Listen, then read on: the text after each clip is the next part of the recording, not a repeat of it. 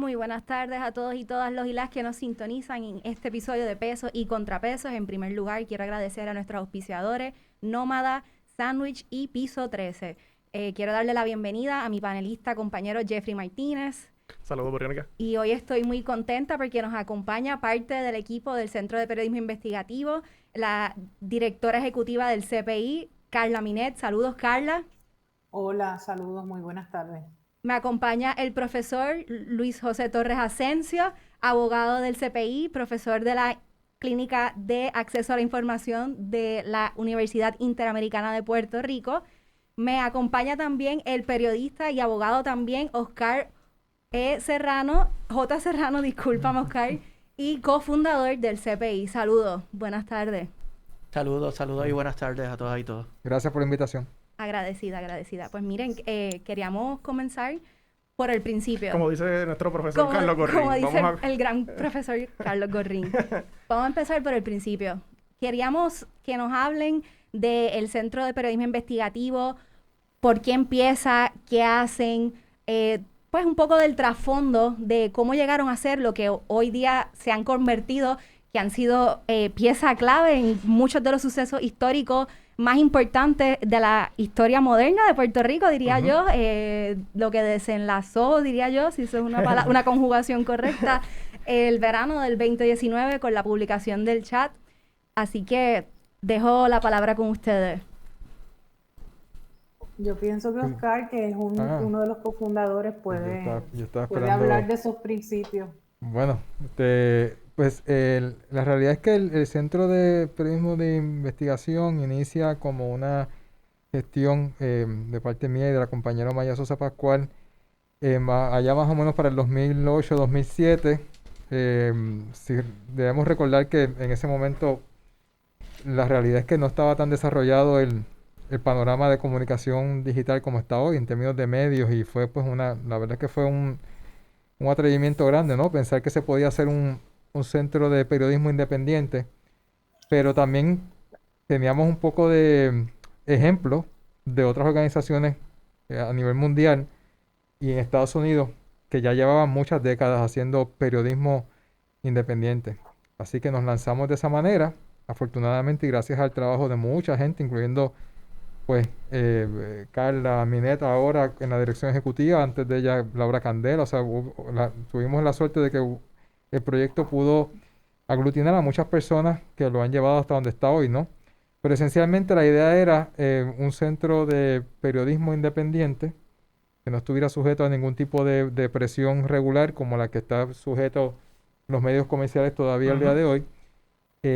Y elemento importante a lo que vamos a discutir hoy es que además de periodismo de investigación, desde el principio siempre estaba la intención de dotar ese periodismo de investigación de un brazo que lo pudiera ayudar a liberar información, que es el litigio, la parte legal, ¿no? Okay. Aunque esa parte tomó un poquito más de tiempo en desarrollarse, afortunadamente está plenamente desarrollada con el trabajo de Luis José y de otros abogados también. Previo a Luis José, Osvaldo Burgos fue el primer abogado del centro, y ya pues yo creo que ya se puede ver el resultado de esa parte bastante plenamente, ¿no? En los litigios que se han llevado y todos los éxitos que se han tenido. Y le quería preguntar a Carla y usted, y perdona, ¿verdad?, la ignorancia a lo mejor millennial, pero ¿cómo era el periodismo investigativo en Puerto Rico hace, qué sé yo, para las décadas de los 70, 80, 90, antes de que surgiera, como dijo, en el 2007-2008 el CPI? ¿Tú quieres coger eso, Carla? Ya yo hablé. No, tú me antecedes en eso. Ok, está bien. Me está diciendo viejo más o menos, pero Así lo interpreté yo. Pero está bien. Bueno, yo puedo hablar un poco, pues más o menos de los 90, ¿no? Sí. Y de lo que vi que hacían colegas nuestros en los 80, 70. Recordemos, por ejemplo, en estos días murió Héctor Rivera Cruz, el caso de Cerro Maravilla. El caso de Cerro Maravilla en Puerto Rico es el gran caso de periodismo investigativo. Okay. A mi juicio todavía, pues hoy es una referencia total para el trabajo de periodismo de investigación. Y ese caso lo llevaron Manny Suárez y Tomás Estela, Luis Varela, que en paz descanse también al principio, tuvo una participación muy grande. Y en ese caso, ¿qué teníamos básicamente? Pues periodistas que no se conformaban con la versión, entre comillas, oficial de los hechos, ¿no? Sino que indagaban a ver qué de verdad había sucedido. Y así pues buscaban fuentes, buscaban información que pudiera ayudar a impugnar esa versión oficial.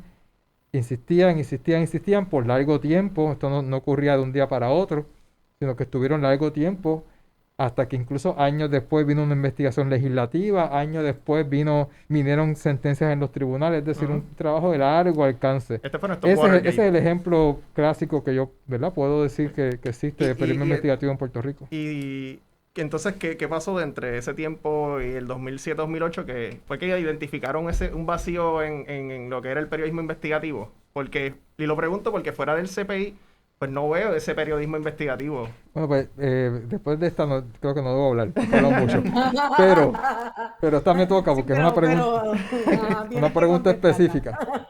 Bueno, en particular, la experiencia personal de los dos fundadores fue una experiencia de que el medio donde trabajábamos, o los medios donde trabajábamos, que eran el Nuevo Día y Primera Hora, habían literalmente censurado investigaciones. Okay. Ya sea investigaciones que no salieron, se hicieron y no salieron, o investigaciones que salían un poco aguadas, o investigaciones que no se llevaban como se debían llevar, ¿no? Es decir, los dos tuvimos esa experiencia, así que en ese momento cuando el centro se funda, pues se hacía cierto trabajo de investigación, digamos, pero no había esa independencia de que el trabajo iba a salir, pues siempre, y que el único criterio para determinar si el trabajo salía o no salía fuera la verdad. Okay. Fuera del centro de investigación, pues sí se hace trabajo de investigación, en algunos casos, ¿no? Esporádicamente, o lo que sea. Hay esfuerzos, no quiero disminuir los esfuerzos que hacen a diario muchos compañeros por dotar su trabajo de ciertos elementos de investigación, pero sí hay que distinguir que el centro es el único lugar donde el criterio rector va a ser, pues la verdad, lo que se consiga, y por ahí se va la cosa, no necesariamente otras consideraciones que pueden tener los auspiciadores de los medios, o los dueños de los medios, o los políticos que conocen a los dueños de los medios, etcétera. Y hay que decir también que, perdona que interrumpa, pero que en esa década, ¿verdad? También hubo una reducción de los espacios que se dedicaban a la investigación periodística o al periodismo de profundidad, como los suplementos de muchos periódicos que históricamente investigaban temas ambientales o temas culturales inclusive.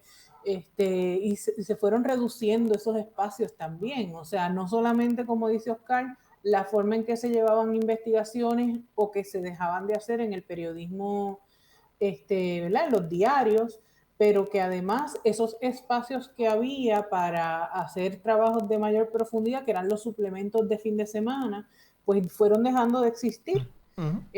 También dejó de existir eventualmente, ¿verdad?, el periódico Diálogo de la Universidad de Puerto Rico, que era otro lugar donde se hacía periodismo de investigación y de profundidad. Así que ha ido, ¿verdad?, diluyéndose y ha ido eliminándose los espacios donde se puede hacer periodismo investigativo. Y Carla, Oscar había mencionado, ¿verdad?, de la manera en que pues se escogían las investigaciones y todo eso, y quería preguntarle, ¿verdad? Si nos pueden decir cómo ustedes llegan a escoger qué vamos a investigar, qué no vamos a investigar, que puede ser algo bueno, que puede ser algo que no lleve a ningún lado. ¿Cómo se hace ese proceso? Si nos puede explicar. Pues mira, la realidad es que podríamos decir que hay un principio rector, ¿verdad?, que creo que nos guían las decisiones. Y tiene que ver con hacer investigaciones de problemas que son sistémicos, o sea, que son problemas que no son de un individuo, de una persona, sino que son problemas que muestran unos problemas de mayor profundidad, más abarcadores y que afectan a una gran cantidad de personas en muchos casos. Eso es uno de los elementos que tomamos en cuenta.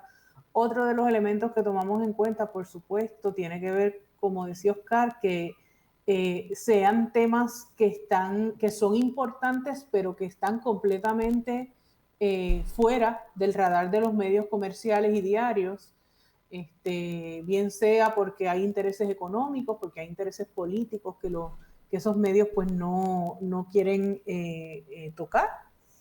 Y ahí vemos entonces una responsabilidad nuestra, ¿verdad? De entonces atender esos temas con rigor y llevarlos hasta las últimas consecuencias.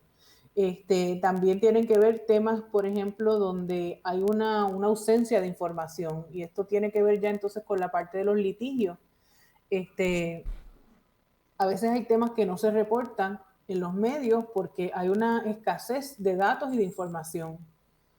Eso también nos motiva muchas veces a llevar a cabo peticiones de información, y si no nos entregan los datos o la información, entonces ir a la etapa legal de entablar demandas contra la agencia en cuestión, porque entendemos que el hecho de que no se estén cubriendo esos temas tienen que ver precisamente con que se oculta información y documentos que son relevantes para el país, para la discusión pública, para la política pública y la toma de decisiones. Entonces, hablas de los tribunales, de los pleitos que se presentan o de estas peticiones de acceso a la información. ¿Cuál fue el primer caso y por qué decidieron entrar a los tribunales? O sea, entendían que había un vacío que pues para poder publicar enteramente lo que querían presentarle al público, como que, ¿de dónde surge esto? Porque se habla mucho de acceso a la información y honestamente, hoy yo hablaba con unas compañeras y era un poco penoso que tengamos que, pues, como pasar por tanta burocracia para tener este acceso a la información y que entonces una se pregunta, una vez la tenemos, ¿es suficiente la información que nos proveen? No sé si quizás profesor nos pueda hablar aquí de esa experiencia de la parte en el tribunal del Centro de Periodismo.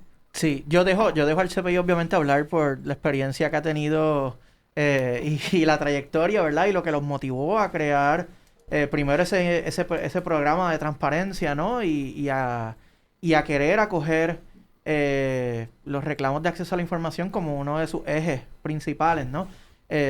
Y que fue lo que motivó la creación del proyecto de acceso a la información en la Interamericana, que se crea en el 2008 mediante un acuerdo colaborativo entre la Facultad de Derecho y el Centro de Periodismo Investigativo, que les da espacio al centro y bueno, pues y le da esa experiencia a nuestros estudiantes en la exposición y la presentación de estos casos. Digamos, tu pregunta es compleja. Muchas cosas a la vez, es que como que es una media opinión, pero quizás quería una reacción de su parte. Sí. De la misma manera que Oscar mencionaba, digamos que el caso de Cerro Maravilla es un eje fundamental para el periodismo de investigación, lo es también para el derecho de acceso a la información. El derecho de acceso a la información se eleva a rango constitucional en Puerto Rico en el caso de Soto versus secretario de Justicia. El demandante era Pedro Juan Soto, uno de los padres, ¿no? de uno de los jóvenes asesinados en Cerro Maravilla. Y al año que viene cumple su 40 aniversario en Puerto Rico. Y pues un poco se reconoce ese derecho, un derecho que no requiere de ninguna legislación que lo habilite, ¿verdad? Y que permite entonces que cualquier persona en Puerto Rico pues pueda acudir a los tribunales para reivindicarlo, pero que no resuelve pues diversas consideraciones de acceso a la justicia, ¿no? Es costoso acudir a los tribunales, es un proceso técnico complicado. El recurso que se empleaba para acudir a los tribunales era el recurso del mandamus, que es un recurso extraordinario, que está diseñado para que se atienda en unas salas, ¿verdad? Que mueven con mucha agilidad sus casos y que difícilmente, ¿verdad? Pues una persona que no tenga entrenamiento legal pues puede navegar por ese proceso.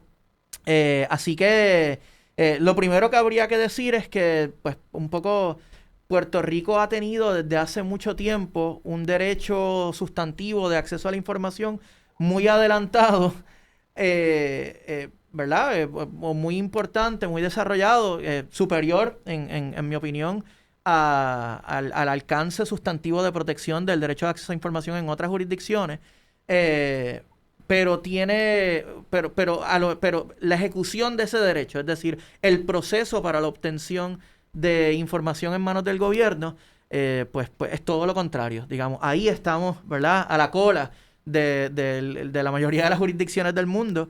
Y bueno, pues un poco ese ha sido, ¿no?, el gran reto, tanto para nosotros en el proyecto de acceso a la información y los casos que llevamos del centro, que bueno, apenas hace 2 días, el martes pasado, se cumplieron 4 años de la demanda que radicamos el 1 de junio del 2017 contra la Junta de Control Fiscal y contra el gobierno de Puerto Rico, contra la administración del entonces gobernador Ricardo Rosselló, solicitando información sobre las comunicaciones entre ambas entidades. Y eso un poco en un caso en donde pues la parte demandante cuenta con todos los recursos, con todos los remedios, digamos, para acudir al tribunal y hacer valer sus derechos, sirve de ejemplo todavía de cómo el Estado puede obstaculizar o obstruir el acceso a la información en nuestra jurisdicción cuando así lo desea. Ese no es, debo decir, digamos, quizás el único ejemplo, ¿verdad?, de nuestro trabajo o el ejemplo que mejor describe la naturaleza de nuestro trabajo. Por el contrario, los reclamos del centro pues han sido muy exitosos en los tribunales. Yo creo que en los pasados 10 años, a través del trabajo de compañeros y compañeras, ¿verdad? Oscar mencionaba a Osvaldo Burgos, a Judith Bergkamp, y obviamente pues a mi compañero Steven Lausel en el proyecto y muchísimos estudiantes como Jeffrey, que han trabajado en nuestro proyecto clínico a lo largo de los años, pues yo creo que hemos ampliado y hemos fortalecido ese derecho en nuestra jurisdicción y para mí la gran contribución del centro ¿verdad?, en este extremo es demostrar que se puede, digamos, que es posible hacer uso, ¿verdad?, emplear estrategias de litigio, estrategias de presión para obtener información que por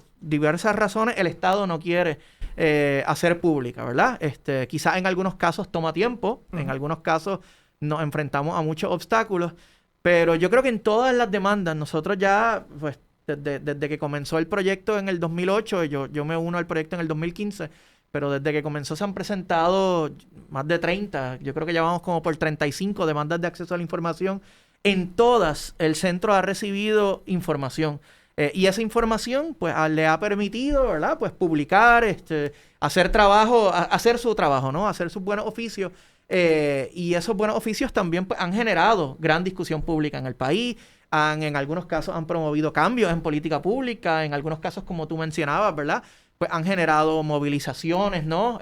O han generado algún sentido de indignación colectiva alrededor de los temas. Tú mencionabas, obviamente, el tema del chat, que no necesariamente fue producto de una demanda, pero el caso de las muertes de María, por ejemplo, fue un caso, digamos, que puedo decir que tocó una fibra en el país, ¿no? Y que paralelo a lo que estaba pasando en el caso, también pues se estaban dando eventos, ¿no?, en el país como aquel...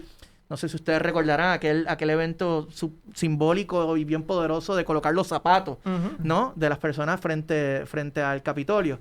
Así que para mí ese digamos, el gran aporte, ¿no?, de esta página que ha comenzado a trazar el centro en los últimos años y un poco potenciar el que otras personas, no solamente periodistas, ¿no?, puedan hacerlo, ¿verdad? Y pues ahora nos enfrentamos a una etapa... Que fue como un dominó, porque también estuvo recientemente la demanda de Prado, que fue la que permitió que se desglosaran los salarios del Senado y de la Cámara, que entonces eso puede ayudar a que las personas a la hora de ejercer su voto, pues tomen una decisión informada de, mira, esta persona está utilizando fondos públicos de una manera dudosa, que entiendo que ha sido fundamental el trabajo que han hecho, como que... Y que ese derecho, digamos, un poco desde su reconocimiento, y esto no es algo de Puerto Rico solamente, el derecho de acceso a la información siempre ha estado atado, digamos, al compromiso de un país con la democracia, ¿no?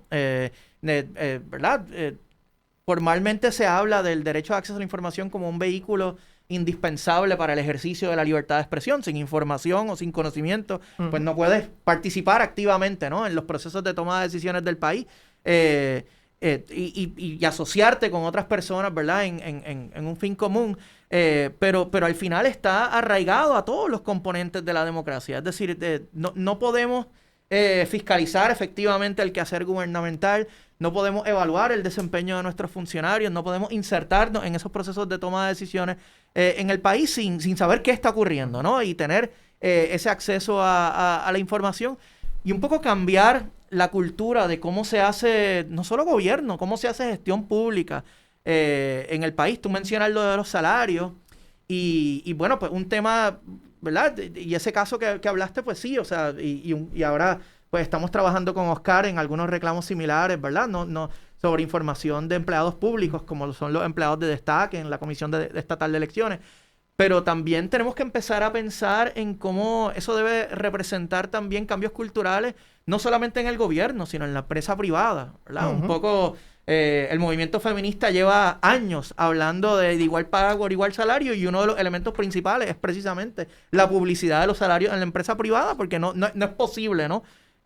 Adelantar la conversación sobre esos temas en esos extremos. Y de hecho, y un poco en este, ¿verdad? En este panorama mundial en donde cada vez la privatización y la subcontratación de bienes y servicios por parte del gobierno a empresas privadas pues va creciendo, pues definitivamente, digamos, la publicidad de la información de entidades privadas pues toma más importancia, ¿no? Porque es información entonces también que tiene un carácter público. Así que nos enfrentamos también a retos, ¿no? En donde necesitamos ampliar el acceso a la información para trascender, digamos, la idea de que es solamente información en manos del gobierno. Y tenía dos preguntas. Primero para Carla y Oscar. De un tiempo acá, ¿verdad?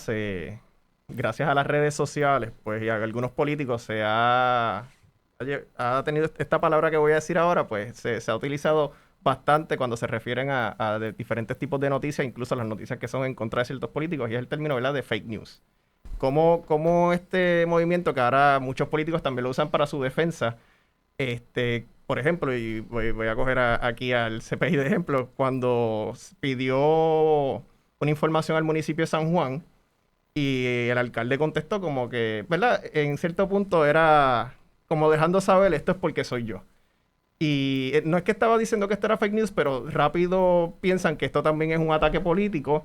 Y también combinado después con lo que mencioné en fake news, la pregunta va dirigida a cómo ustedes, esto afecta, cómo ustedes presentan la noticia, si ustedes han pensado o han tratado de no sacar ciertas cosas porque piensan que en la reacción de las personas puede ser, o de ciertos políticos, puede ser bastante adversa. Si esto les ha afectado a ustedes en el desempeño, o es algo que toman en consideración para ejercer sus responsabilidades. Se lo maneja Carla. Pues no lo tomamos en cuenta porque, o sea, siempre que publiquemos algo en Puerto Rico y especialmente en los contextos electorales, ¿verdad? Cerca de los años electorales, pero realmente en todo el cuatrienio, por lo que nos gusta a nosotros la política partidista, siempre que publiquemos algo va a haber una parte que va a decir algo, va a tener algo que decir, o va a favor o en contra, porque si afecta a alguien de un partido, el otro partido van a decir que el otro partido se beneficia y viceversa. La realidad es que el centro ha tratado, ¿verdad?, durante estos años de construir una trayectoria en donde sea evidente el trabajo de rigor, el trabajo sustentado en documentos, en datos, y el esfuerzo que hacemos por dar contexto en las historias y balance. Como sabemos, ¿verdad?, el centro ha demandado tanto administraciones populares como administraciones PNP. Una demanda bien importante que llevamos contra una administración popular fue cuando demandamos por la información sobre los bonistas que tiene la deuda pública de Puerto Rico o que compraron en ese momento la emisión de bonos chatarra.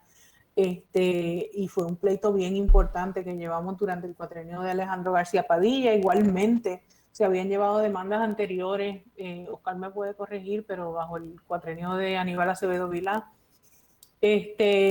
Así es que, pues esas críticas siempre van a estar ahí afuera. Nosotros no podemos tomar decisiones editoriales tomando en cuenta a quién le va a gustar y a quién no, porque entonces no haríamos nada.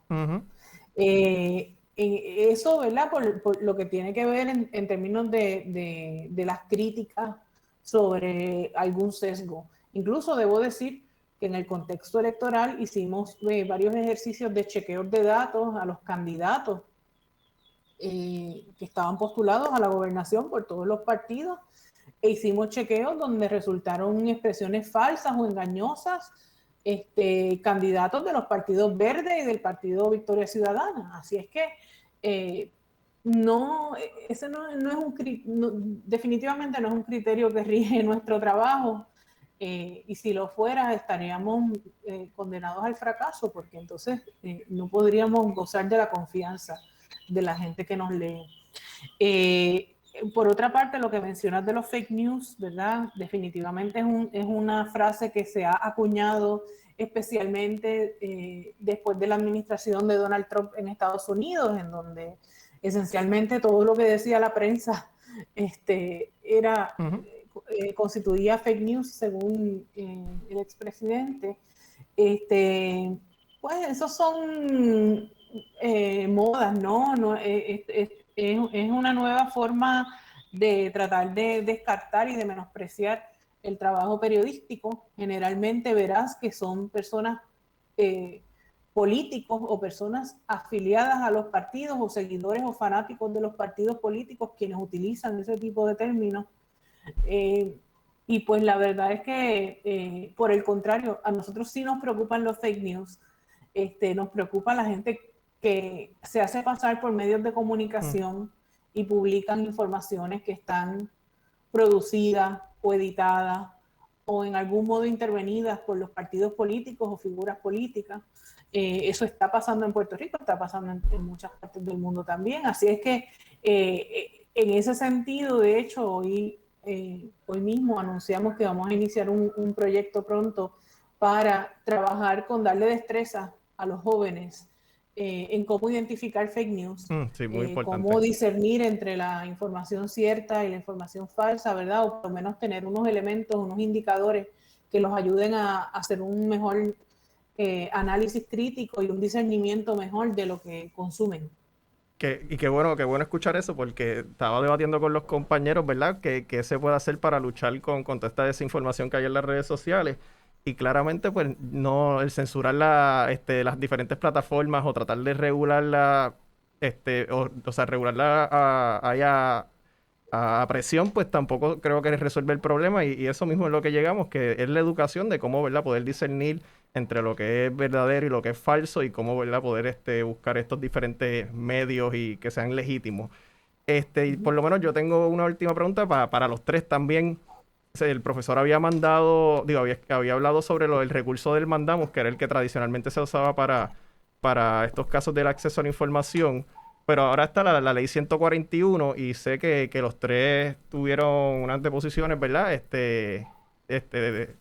Pues comentaron sobre las enmiendas que se podrían hacer a esa ley, y quisiera escuchar de ustedes tres que ustedes piensan que se puede mejorar en ese aspecto de la ley 141. Hubo una ponencia que se radicaron en la Cámara de Representantes con muchas alternativas, muchas recomendaciones de enmienda. Sí.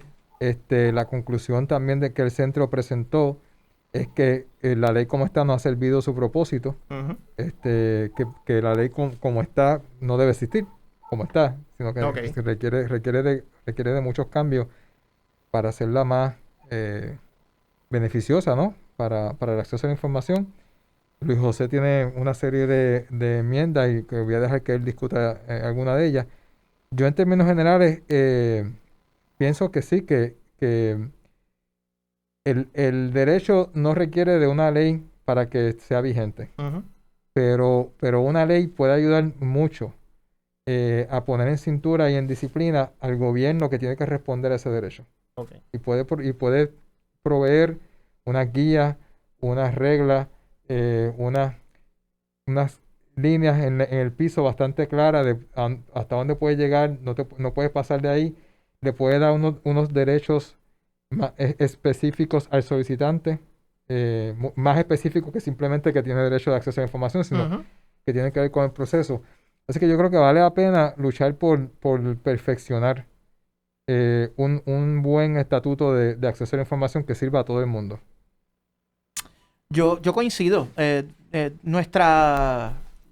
la ponencia del proyecto de acceso a la información, y me parece que así también surge de la ponencia que sometió Carla a nombre del centro, y la DOSCAR, pero Carla hablará sobre eso un poquito más adelante.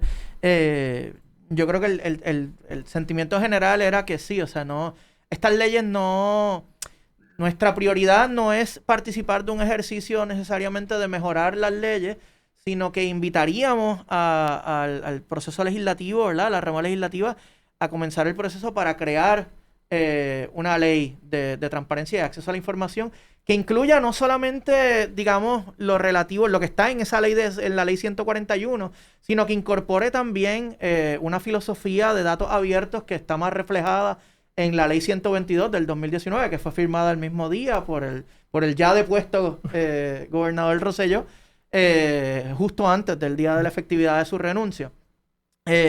Irónico. Sí, definitivamente, definitivamente. Así que nuestra posición general era esa, ¿no? Ahora, si vamos a participar en una conversación de qué cosas no están en esa ley que deberían estar en una ley, digamos, la ley que queremos, bueno, pues el centro promovió un ejercicio de aprobar una ley de transparencia y acceso a la información en Puerto Rico en el 2016, que me parece que presenta una hoja de ruta, ¿no? En cuanto a qué podemos hacer, pero puedo apuntar a 3 cosas muy sencillas. Número 1, en Puerto Rico nunca se ha sancionado, nunca ha habido una consecuencia adversa para una agencia o un funcionario que se niega arbitrariamente a siquiera responder, pero, ¿verdad? Pero a dar información que es pública. Y un poco, pues eso lo que ha creado es un incentivo perverso en nuestro ordenamiento para que el jefe de la agencia tenga un control irrazonable e innecesario sobre el proceso de cualquier ciudadano o ciudadana de solicitar información en manos de esa agencia. Se ha politizado ese proceso. Y segundo, pues entonces el gobierno no tiene ningún incentivo para responder. Así que si se está solicitando información que una agencia de gobierno entiende que le puede ser perjudicial desde un punto de vista de imagen pública, ¿no? Pues no tiene ninguna razón para compartirla, porque sabe, bueno, pues está bien, si la persona quiere que me demande, y luego de varios meses de litigio, pues está bien, pues tendré una sentencia en contra y tendré que entregar la información. Pero ese retraso de 3, 4, 5, 6 meses en lo que se entrega la información no tiene ninguna consecuencia adversa para el gobierno. Así que nuestro ordenamiento debería sancionar ¿verdad? Cuando eso ocurre. Y un poco el centro tiene un ejemplo paradigmático como eso. Nosotros hemos tenido que demandar ya en 4 ocasiones separadas a la directora del Registro Demográfico de Puerto Rico para obtener la base de datos de causas de muerte de Puerto Rico. En 4 ocasiones el tribunal ha tenido que resolver que esa base de datos es pública y que nos las tienen que entregar. Y sin embargo, es la misma controversia y tenemos que seguir haciéndolo porque pues no hay ninguna consecuencia adversa para esa funcionaria o para la agencia por no dar esa información. Lo segundo que diría es que en Puerto Rico no hay una definición de lo que es información pública que esté pensada en el derecho de acceso a la información pública. Todavía usamos una definición que aparece en una ley vieja que se llama la Ley para la Administración de Documentos Públicos en Puerto Rico, que es una ley que está pensada para decirle al gobierno... De los 50. Que está pensada para decirle al gobierno cuándo puede disponer de archivos y cuándo puede cuándo puede mandar documentos al archivo histórico, cuándo puede destruir documentos. O sea que una ley aprobada antes de que se reconociera el derecho de acceso a la información y una ley que no está pensada en el derecho de la ciudadanía de acceder a esa información. Y lo último que diría, ¿verdad? Podemos seguir hablando de enmiendas, pero lo último que diría es que los términos que establece la ley 141 son términos excesivamente generosos con el gobierno, ¿verdad?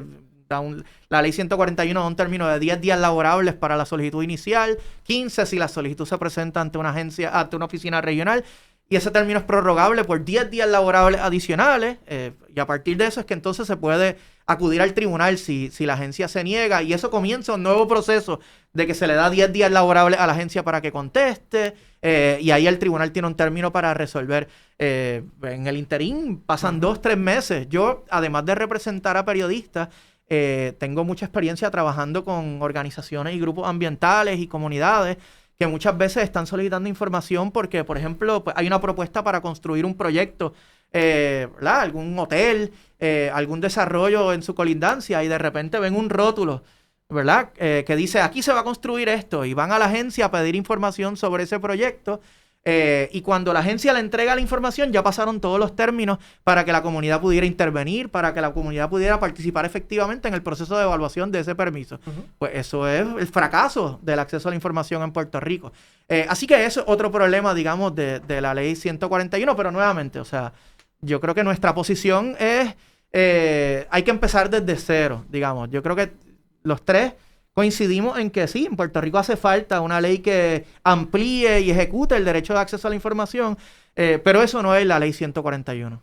Bueno, yo creo que vamos a tener que hacer una segunda parte con este panel, porque a mí me quedaron muchísimas dudas y quedan temas por discutir, porque yo coincido con el profesor que hay que empezar de cero, pero quiero agradecerles por su tiempo, por su participación, por la información por el trabajo que hacen y por la información que están compartiendo con nosotros y con nosotras en este panel.